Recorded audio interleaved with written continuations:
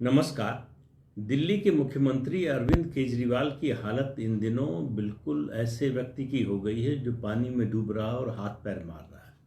किसी तरह से बचाव का कोई रास्ता मिल जाए, कोई बचाने आ जाए या तिनका भी मिल जाए जिसका सहारा ले सके, उनको तिनके का भी सहारा नहीं मिल रहा है। तो तो उनकी स्थिति जब ये इस तरह की बन गई है कि कोई बचत का रास्ता नहीं है, तो आदमी जब घिर जाता है ज़्यादा तो वो पलटवार करता है। तो पलटवार जिस जो आपका मुख्य प्रतिद्वंदी है उस पर आप अगर आप करें तो बात समझ में आती है। भोजपुरी में एक कहावत है कि धोबिया की न पावे तो गदहवा का कान उमट है। यानी अगर आप धोबी से आपका कुछ झगड़ा हो गया है और धोबी का आप कुछ नहीं बिगाड़ पा रहे हैं तो फिर उसके गधे से उसका बदला लेते हैं। तो वही स्थिति अरविंद केजरीवाल की हो गई है। उनकी सतर्कता विभाग की जो मंत्री हैं आतिशी, उन्होंने एक 650 पेज की रिपोर्ट दी है। किस मामले में, जरा उस मामले को समझ लीजिए।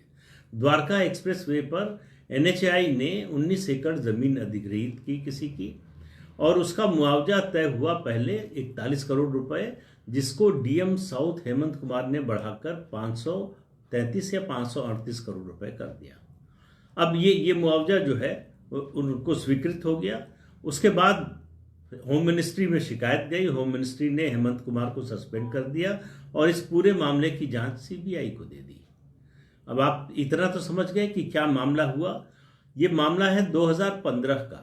ये द्वारका एक्सप्रेस वे की सड़क के लिए जो है वो जमीन अधिग्रहण का मामला है। 2015 से 2023 तक अरविंद केजरीवाल ने कुछ नहीं किया, और इत्तेफाक ये भी है कि 2015 से लगातार उनकी सरकार है। ऐसा भी नहीं कि कोई और सत्ता में आया हो और उसने जो है मामला इधर उधर करने की कोशिश की हो। तो 2015 से 2023 तक उन्होंने कुछ नहीं किया। इस मामले में उनको कुछ करने लायक नहीं लगा। लेकिन अचानक जब ईडी का समन आ गया उनको, तो उनको याद आया कि ये मामला है, तो किसको पकड़ें। तो गृह मंत्री को पकड़ नहीं सकते, प्रधानमंत्री को पकड़ नहीं सकते, केंद्र सरकार को घेर नहीं सकते, आप सड़क परिवहन मंत्री को घेर नहीं सकते। कहीं से वो उनका नाम, कहीं से कोई उनकी ओर कोई इशारा होता नहीं है। तो किसको पकड़ा? दिल्ली के मुख्य सचिव को।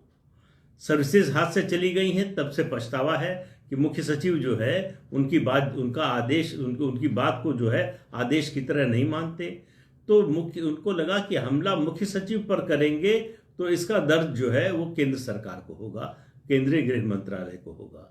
तो इसलिए मुख्य सचिव के खिलाफ ये 650 पेज की रिपोर्ट मुख्य सचिव के खिलाफ है। ये कहा गया कि जिस व्यक्ति को मुआवजा मिला उसके एक रिश्तेदार ने मुख्य सचिव के बेटे की कंपनी को एम्प्लॉय किया था, जिसकी वजह से ये हुआ। अब मुख्य सचिव नरेश कुमार का कहना है कि ये सब मनगढ़ंत बातें हैं। इस रिपोर्ट में जो कुछ कहा गया है सब मनगढ़ंत है, इसका सच्चाई से कोई लेना देना नहीं है। उससे पहले डिविजनल कमिश्नर प्रेस कॉन्फ्रेंस करके कह चुके हैं कि ये सारे आरोप बेबुनियाद हैं।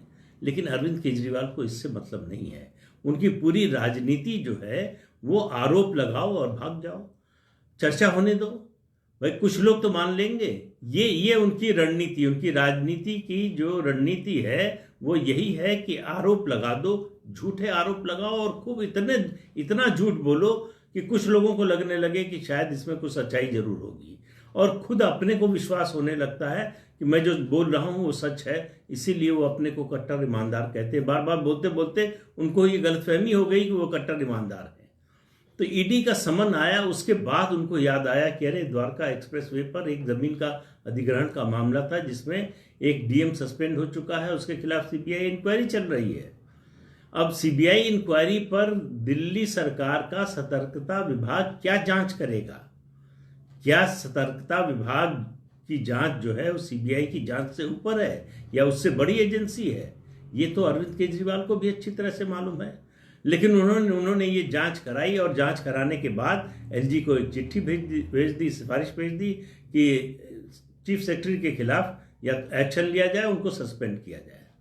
अब देखिए कहाँ की ईंट कहाँ का रोड़ा, भानुमति ने कुनबा जोड़ा, वो हालत है। तो अरविंद केजरीवाल इस समय खिसियाए हुए हैं। वो कहावत है ना, खिसियानी बिल्ली खंबा नोचे। तो अगर ये तो मुहावरा है, अगर उसको लिटरल अर्थ में भी लें कि बिल्ली को शिकार नहीं मिला तो खंबे पर हाथ मार रही, पंजा मार रही है। तो होता क्या है, अल्टीमेटली वो अपने को ही नुकसान पहुंचाती है। वही अरविंद केजरीवाल कर रहे हैं। चीफ सेक्रेटरी के खिलाफ इस तरह का झूठा सच्चा आरोप लगाकर एक भाई सच्चाई उसमें इतनी है कि उस जमीन का अधिग्रहण हुआ, उस अधिग्रहण में मुआवजे को लेकर जो है घपला हुआ, ये दोनों बातें सही है। लेकिन हुआ 2015 में, करने वाले जो थे उनके खिलाफ एक्शन हो गया और जांच चल रही है उस पूरे मामले की। अब उसमें नई जांच का और 650 पेज की रिपोर्ट, जरा आप कल्पना कीजिए किस तरह की तैयारी और किस तरह का एक जाल रचने की कोशिश हो रही है। तो अरविंद केजरीवाल बहुत परेशान हैं इन दिनों। वो अपने राजनीतिक जीवन के सबसे बुरे दौर से गुजर रहे हैं। उनको मालूम, देखिए अब ये साइंटिफिकली प्रूव्ड मामला है कि जो सजा है उस सजा का जो डर होता है उससे ज्यादा सजा मिलने की जो संभावना होती है, आशंका होती है, उसका डर होता है। तो सजा मिलेगी यानी ईडी का बुलावा आएगा, जाना पड़ेगा, नहीं जाएंगे तो गिरफ्तारी होगी, जाएंगे तो भी गिरफ्तारी होगी। उनको मालूम है कि बहुत ज़्यादा दिन तक वो बाहर नहीं रह सकते।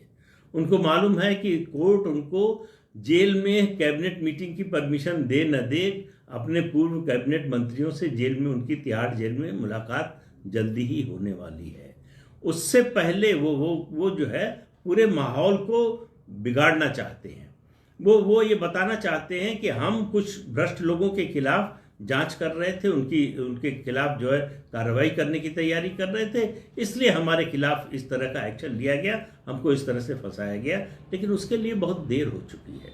ये ईडी का समन, ये शराब घोटाले का बाहर आना, मनीष सिसोदिया और संजय सिंह का जेल जाना, इस सब से बहुत पहले अगर किया होता तब शायद इसकी क्रेडिबिलिटी भी बनती, शायद इसके बारे में लोग सोचते भी।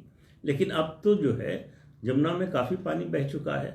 शराब घोटाले के बारे में अब किसी को, मुझे नहीं लगता कि अरविंद केजरीवाल के जो समर्थक हैं उनको भी कोई शक होगा कि इस शराब के मामले में, शराब नीति के मामले में घोटाला हुआ और उसमें आम आदमी पार्टी और आम आदमी पार्टी के नेताओं को रिश्वत मिली। ये दो चीज़ें, तो मैं पब्लिक परसेप्शन की बात कर रहा हूँ। कानून की अदालत में जो साबित होगा नहीं होगा वो बाद में होगा। पब्लिक परसेप्शन पॉलिटिकल लाइफ में, खासतौर से चुनावी राजनीति में, पब्लिक परसेप्शन का बड़ा महत्व होता है।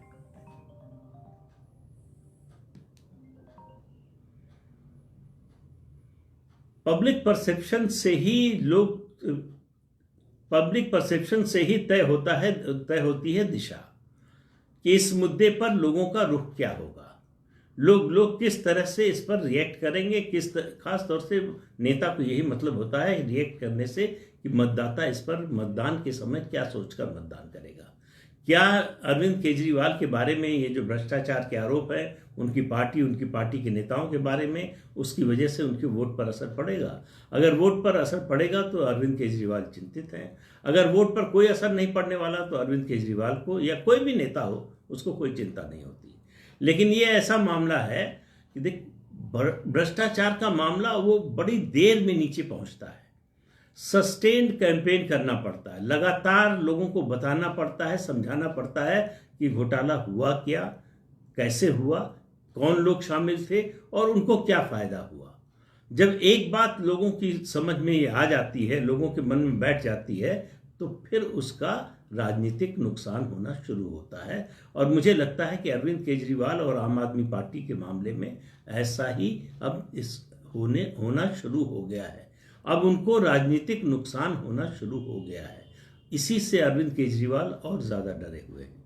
उनको डर है कि उनके जेल जाते ही उनकी पार्टी का भविष्य अंधकारमय हो जाएगा, पार्टी चल नहीं पाएगी, ऐसा ज़्यादातर लोगों का मानना है। अरविंद केजरीवाल तो खैर पहले दिन से मानते हैं कि पार्टी अगर कोई चला सकता है तो वही चला सकते हैं। जितने और दावेदार थे पार्टी चलाने के, उन सबको उन्होंने पार्टी से बाहर कर दिया। जितने समझदार लोग थे या जो उनको समझदारी भरी सलाह दे सकते थे, उनको बाहर कर दिया। तो अब उनको सलाह देने वाला भी कोई नहीं है। समस्या ये हो रही है कि उनके पास कोई ऐसा राजनीतिक व्यक्ति नहीं है जो उनको राजनीतिक रूप से कोई अच्छी सलाह दे सके। तो अरविंद केजरीवाल इस समय अकेले हैं। जैसे शतरंज की बिसात पर आसपास प्यादे मरने लगते हैं, आसपास मोरे मरने लगते हैं, राजा अकेला हो जाता है, तो राजा फिर भागता है।